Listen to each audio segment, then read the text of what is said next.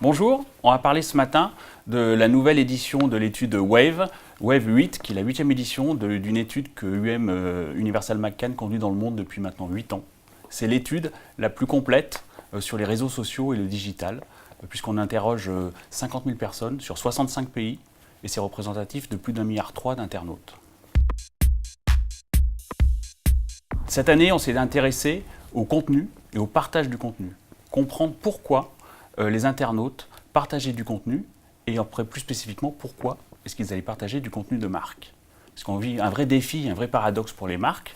On n'a jamais eu autant de contenu disponible, que ce soit des films, des livres, de la musique, la plupart du temps gratuitement.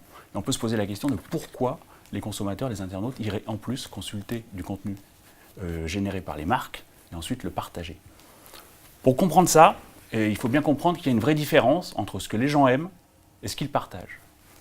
Puisque ce n'est pas du tout la même chose, et ça ne participe pas à la même chose, puisque le contenu que l'on partage va participer à la construction de son identité numérique. C'est-à-dire que les gens aujourd'hui gèrent leur image sur Internet en fonction du contenu qu'ils diffusent auprès de leurs amis, auprès de leurs relations professionnelles. Ils construisent leur timeline personnelle comme une ligne éditoriale qui va dire des choses sur eux. Et le contenu, c'est vraiment ce qui va caractériser l'expression de soi et de comment on veut se positionner vis-à-vis de ses amis ou vis-à-vis de ses collègues de travail. Donc, en fonction du niveau d'aisance et de maturité des internautes, le partage de contenu est en relation avec les besoins sociaux qu'on a identifiés grâce à l'étude. On les a caractérisés en 5 grandes familles, ces besoins. Premier, c'est le besoin de rester en contact avec son entourage. Le deuxième, c'est se divertir. Le troisième, c'est se valoriser. Et ensuite, on a tout ce qui est lié à l'apprentissage et à la progression. Donc vraiment, ce partage de contenu, c'est se construire son identité numérique. Et son identité numérique, ça permet de se promouvoir, voire de devenir célèbre, chacun à son échelle. Une des aussi conclusions de l'étude assez intéressante, c'est qu'on voit que beaucoup de gens veulent ou pensent devenir célèbres grâce aux réseaux sociaux et à ce qu'ils postent ou ce qu'ils font sur les réseaux sociaux.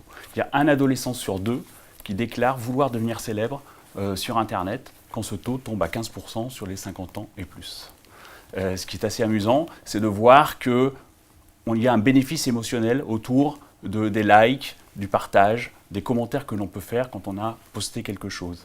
On est très attentif à avoir la réaction de son entourage sur ce que l'on poste. Et les plus jeunes suppriment les posts qui n'ont aucun commentaire, parce qu'ils le vivent pour eux comme un échec. Et c'est ce qui peut arriver de pire, c'est l'indifférence autour de ce qu'on a pu poster sur sa timeline.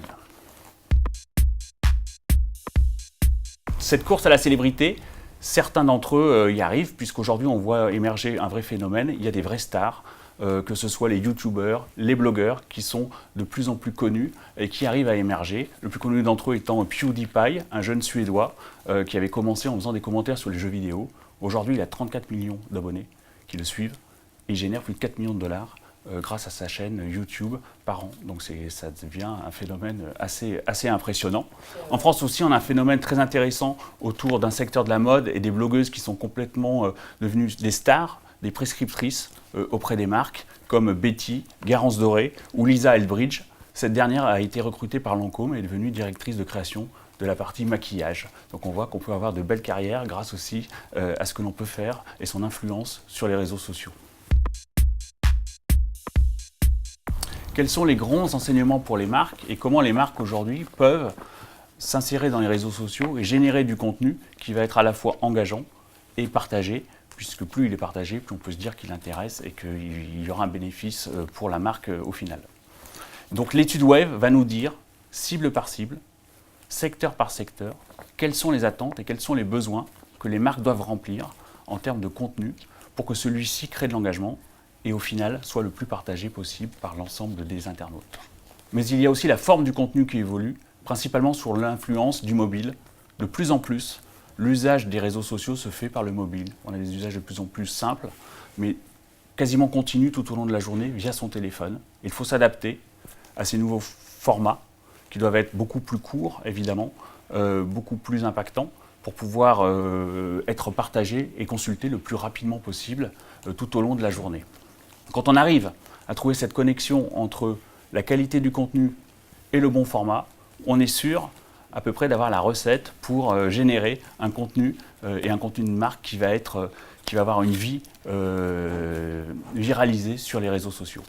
L'un des meilleurs exemples était l'année dernière l'Ice Bucket Challenge, qui là aussi a connu un formidable succès parce que c'était effectivement le bon contenu, les bons formats, facilement duplicables et échangeables et partageables sur l'ensemble des réseaux sociaux. En conclusion, l'étude web est un formidable outil pour nous aider à définir le contenu, le meilleur contenu possible qui répond aux attentes des consommateurs segment par segment, et ensuite trouver les meilleures plateformes, les meilleurs formats pour être sûr que ce contenu sera partagé par le plus grand nombre.